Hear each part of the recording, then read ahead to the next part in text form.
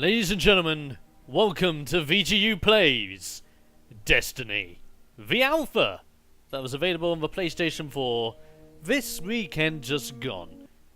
And I can tell you right now, I am incredibly impressed, and I'm really happy that my pre-order has basically been solidified. If you're still not convinced that Destiny is a game worth pre-ordering, or at least worth looking into as of its release date in September, then maybe, just maybe, this series of Destiny videos may just put you on the right track. In this one, I will be showcasing the character creation, as well as the first mission you play in Destiny, or at least in the alpha. And here we are, jumping straight into character creation. After you set it up all your background checks, now you're ready to pick between Titan, Hunter, and my personal favourite, Warlock. I've been playing as Warlock for the majority of the time in this series, but I will be jumping between the other two classes as we go ahead. And here it is, character creation. Now I am guessing this may be a little bit more in-depth once the full game is released. Maybe even in beta it may go a little bit more in-depth. As you can see here, we have humans, which are of course humans. Awoken, these are more like ethereal energy-based beings, which I kind of look the like of. And Exo. Exos are machine guy peoples. And I find it amazing. Now after you've picked your race, then you can go over to your face and start editing that. There are many different face types to choose from, which are all pretty darn awesome on the Exo, the human, and the Awoken. I haven't found a single one I'm not pleased with.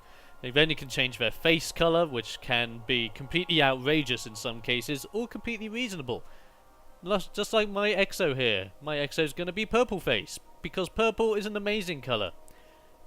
You can also change lip detail with the Exos, where you don't have much on the line of lips, but you did see the red come into play there, and of course their eye colour.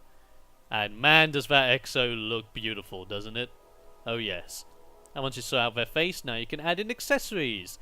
As you can see here, there are many different head accessories that you can get for the Exos that just make them look more cybernetic or robotic, depending on your likings. Some look incredibly badass, others look a little bit on the side of outrageous.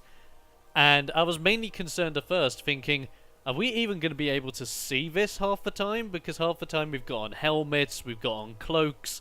How are we going to be seeing this? And you'll see how that comes into play later on as the series goes by. I like that last one. It feels as if like a wad of scrap just got magnetized to your face.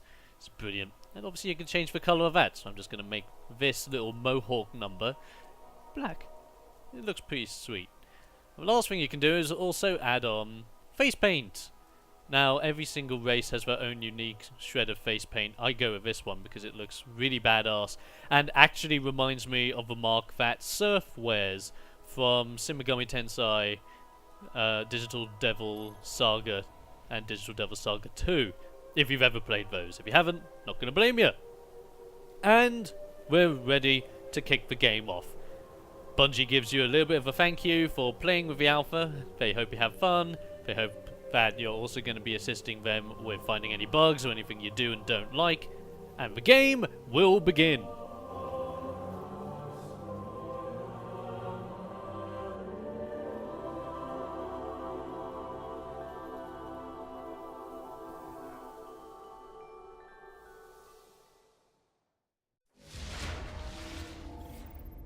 Okay, the Skywatch is just on the other side of the steps.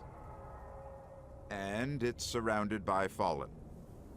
Well, I'm ready if you are. After you're done with character creation, you are immediately thrown into old Russia. Yep, this is Russia in the world of Destiny. And it's not Russia anymore, it's old. And this is where you start seeing the beautiful landscapes that surround you. And you also find out that this little guy here, known as Ghost, is your little objective tracker, as well as a little guy that's also going to talk to you throughout your adventures.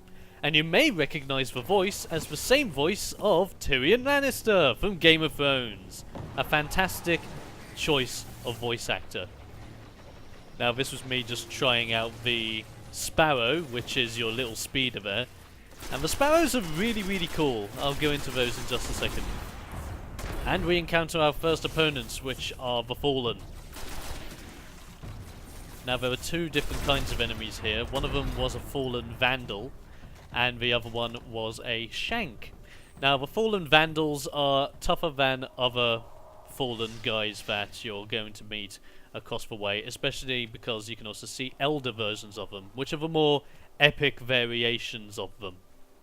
The Shanks are just little drones that follow you about and will try to kill your ass. Boarding the colony ships, off to build cities beyond. And now the Fallen, just picking its bones. Now, as you saw there, I threw out my grenade, and that's one of your abilities that you will have. Every single character has their own different form of grenades, and when you started out in the alpha here, you actually started off with an assault rifle and a shotgun, which was quite nice. And for the different grenades, for Warlock's grenade is one of my personal favourites. You throw it, it stays on the ground, and it creates a little area of effect where if enemies are in there, they will take damage over time instead of just taking a massive blast of damage, which is pretty cool. The Hunter's one from the get-go is an incendiary grenade that does damage over time in the form of fire damage, and the Titan's one is just an incredibly simple frag grenade. Simple as. Really, really solid. Now, as you can see here, we're going through different areas of old Russia, and this is just specifically a storyline quest. So this is a quest you will be seeing in the storyline of the game once it is released. However, you may also notice that you start off the game, at least in this alpha, at level 4. I can understand why. Simply because you want to be able to get in, have some of your base abilities, be able to have half decent guns, half decent damage, and just go in and have a blast. In the alpha, you started off at level 4 and your max level was level 8, and getting up to level 8 is not as easy as you think, and it isn't as short as you may think either. It was quite an experience getting up to level 8, and this is bearing in mind the only enemies we've faced so far are level 2. They don't seem like the toughest enemies, but they're pretty tough. And as you can see here, these enemies now have red numbers over them, stating that their level is quite higher than mine. It doesn't mean I can't beat them, it just means they're a little bit tougher to take down. And there is a really good tactic for taking those guys down later on, which involves being very precise with your shots and aiming for the head. Aiming for the head or any weak points of an enemy at that stage is really, really good. You saw a little bit of a sneak peek of the inventory there. The inventory system is incredibly simple. Basically how it works is you press the options button on the PS4 and it brings up the inventory menu. In the inventory menu you can see your abilities, which you can upgrade on the fly whenever you level up, and also check what abilities are coming up next to your ability tree. And you can also see all your different weapons, helmets, and all that physical inventory that you're able to equip in that menu, which is fantastic. And it's really easy to navigate as well.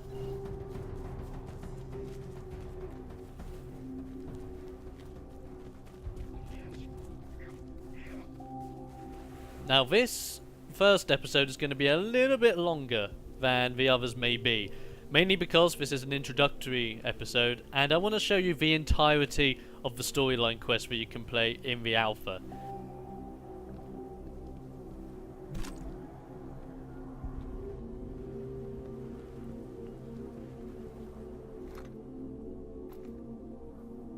And here I am, as I was walking around, and this was my first time playing the game, and I decided not to do live commentary over the top.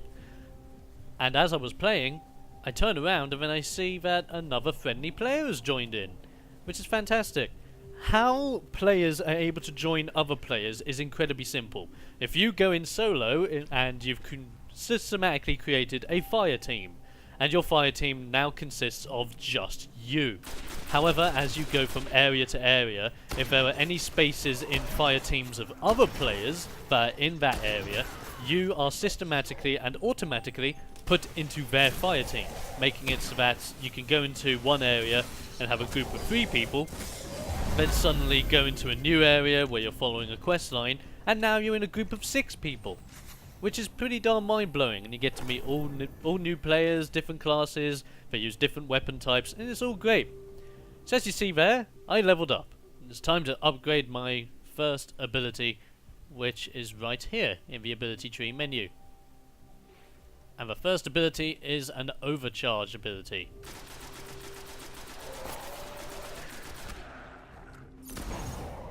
Every single character has their own form of supercharge. Sorry, did not mean to say overcharge back there. And a supercharge ability is incredibly easy to pull off. Now, as you can see there, I have a supercharge bar over where my ammunition is. And that was my supercharge ability.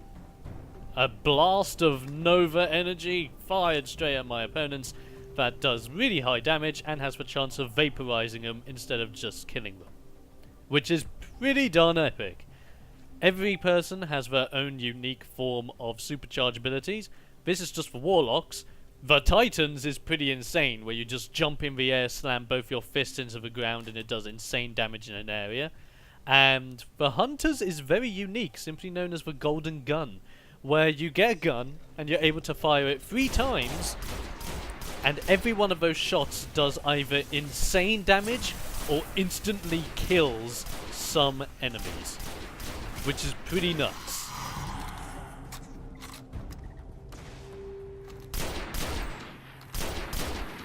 Now this opponent that I'm fighting here is a fallen captain, one of the first opponents that I saw that has a shield. Now effectively, as you may guess, you gotta take out the shield first before you can start doing damage to this captain's health. And as you can see, I'm still trying to get used to the fire rate, the accuracy, and all that jazz of this specific rifle, which I changed out to in my inventory. I prefer single shot rifles than I do with auto rifles. It's just my own personal preference. This was one of Skywatch's old array stations, a link to the lunar colonies.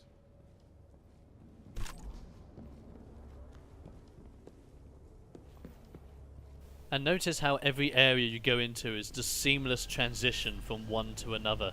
You go from one gigantic open world place to now all of a sudden exploring a very tight and concealed, dark, treacherous, cavernous location, which is pretty epic. Dead end. Fallen sealed this gate. I can get it open.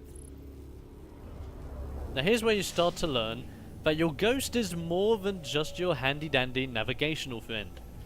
For as we can see here, in some cases you'll be able to use him to interact with your surroundings. In this case, to open up this door so we can go through. The Fallen really didn't want anybody getting in or out. Now you may remember from the first gameplay footage that was released of Destiny that your ghost was able to fly around an area and light the area up for you. Well, as we go into this area and as the game gets really dark, he turns into your torchlight. Lots of motion ahead. I've got a bad feeling about this. Now this is going to be a fun firefight. Enjoy this.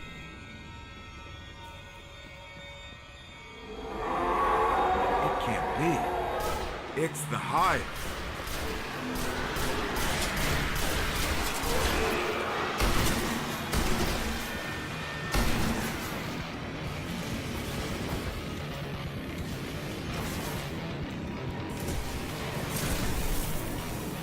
Now there's not much explained about the Hive in the alpha, but the Hive are basically these enemies that you were first under the impression were stuck on the moon and contained on the moon. But as you can see, they've obviously come back to Earth and they're now trying to take over the place, now adding an extra threat onto your radar.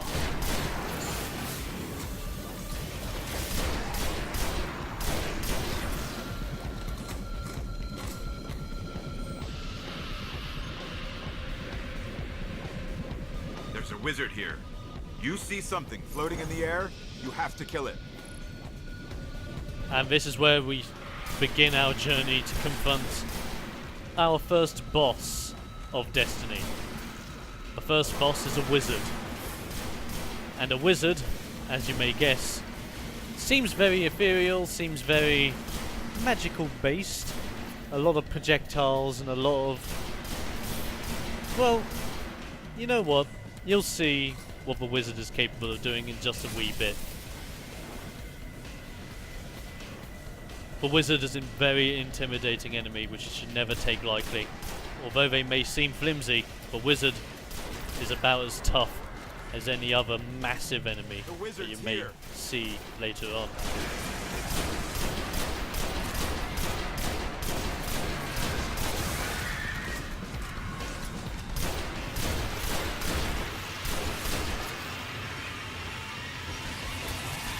And you can see as we're fighting the wizard and we're killing off the grunts are dropping white and green boxes.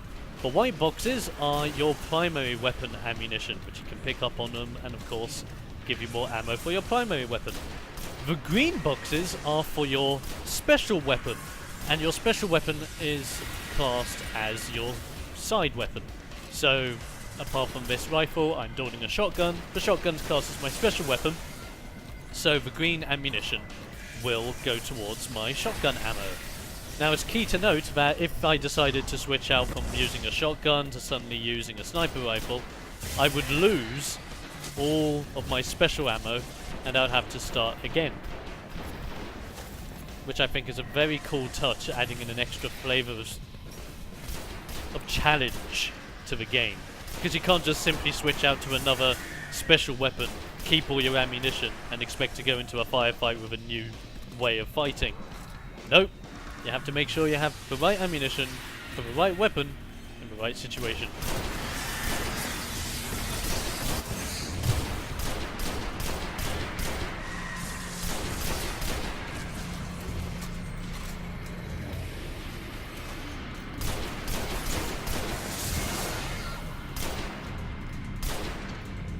This is where you also start to notice that the AI is in fact smart. They will use the environment to their advantage. There are some enemy types like the thralls that will just mindlessly charge at you with melee attacks, but the ranged enemies are really smart in this game. They will use the environment to their advantage, they will go behind cover, they will jump on top of ledges, but they will fire from above you. Or heck, if you're fighting above them, they will jump up to your level and fight you on a level playing field. So do not underestimate the AI and how they're capable of moving.